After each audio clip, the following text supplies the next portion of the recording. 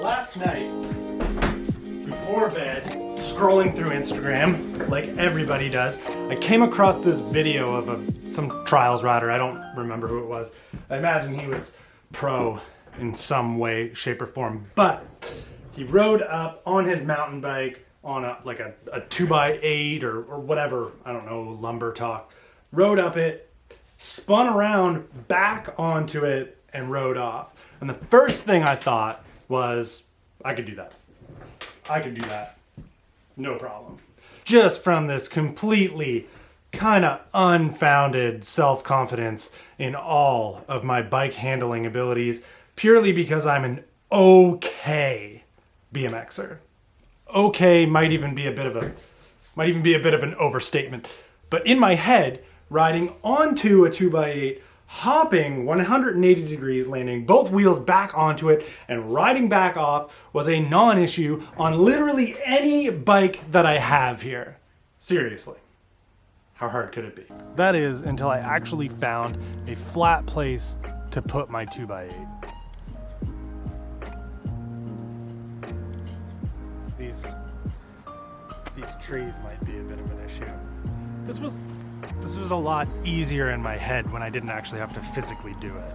So now there's the added extra challenge of riding between these two trees and then hoping that there's enough space when I get over this back here that I can swing around without hitting these two trees. Actually, this tree might be an issue as well. This one, not so much. Our yard might look like it's quite level, but there's actually no spot where you can put a 2x6 that it's actually as flat as it is right here. So this was not something that I had originally taken into account. Yeah, whatever. So to start and maybe try and get my bearings a little better, I'm probably not going to immediately begin with my all mountain bike. And I will start on the trusty BMX. This is the bike that I am most used to manipulating and doing what I want underneath me when trying to do stuff like this. So if I have it pretty much on lock with my BMX, I should be able to transfer that to the different style of spin that you would do with maybe the all mountain. And if I can figure it out, possibly something with drop bars. Obviously, I still have a certain level of confidence that I can do this, that I'm even considering trying this with a drop bar bike, but you know, that could always just not happen. So, in words inspired by probably one of my favorite creators here on YouTube, Mike Boyd, this is bike 1, attempt 1.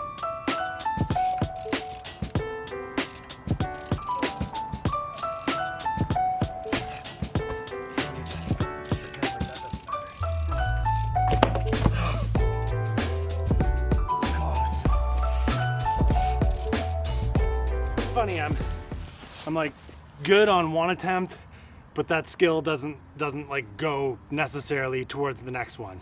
It's almost like luck is a big part of actually getting onto here. We'll see. I'm kind of getting the hang of it.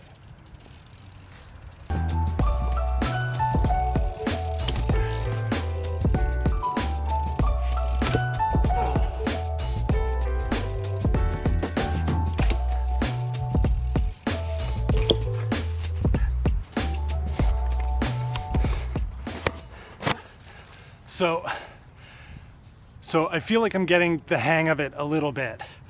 The trick right now for what I'm trying to do with the BMX is ride up with enough speed that I don't have to worry about the balance too much.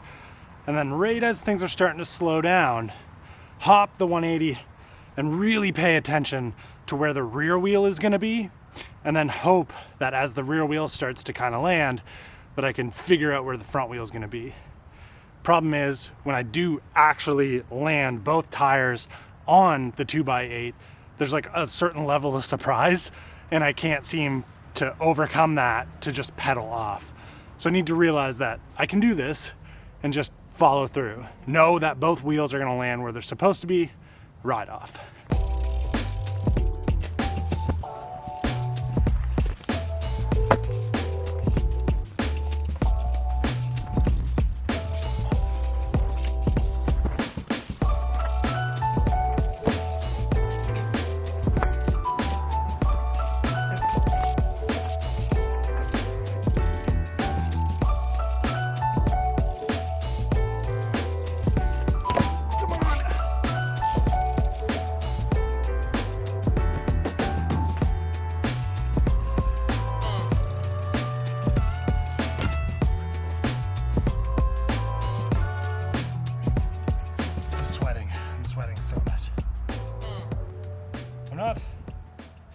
not doing anything wrong, I don't think. I just need to do it. Just, you know what I mean? You know.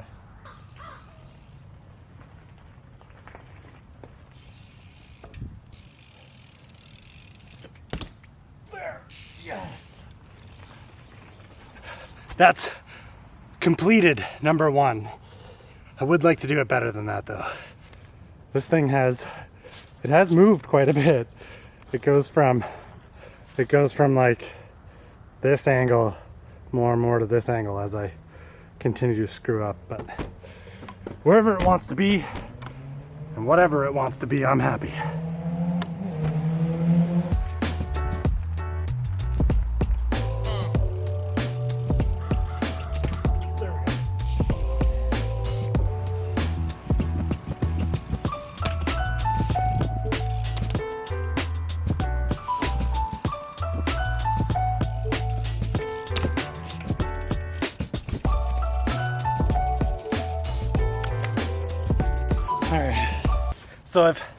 So I've like kind of landed this 3-ish times, not in the most eloquent way. And really I've got my body so contorted that if I was on like a true skinny or anything any longer, that after any sort of distance, I probably would have put my foot down or fell off the 2x4. So it doesn't really show a whole lot of control and shouldn't truly count. So I want to get at least one where there's like a full amount of control, a full 180, ride off, body straight, in complete and total control the whole time.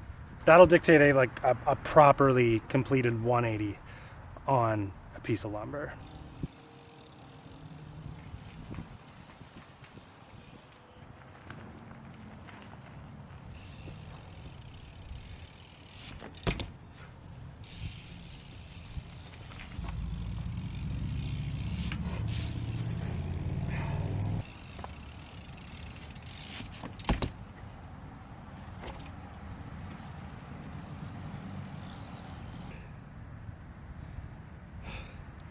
This is really hard.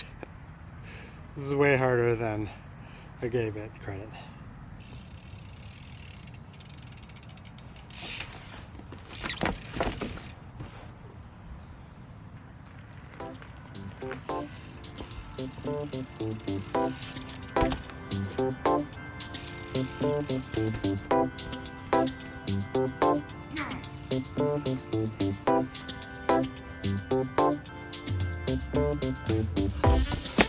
That's what I was looking for. Okay. So getting there on this, an hour and a half, maybe 2 hours-ish, and an unknown amount of attempts. I stopped counting after like 17. But what I'm wondering is, did I do myself a disservice with doing like a hop 180 on my BMX, which on the trail bike is going to be quite a bit harder to do and probably not the best way to go about attempting the 180-degree turn on a piece of lumber. I haven't had this much of an upper body workout in a long time. All right, so bike 2, attempt 1.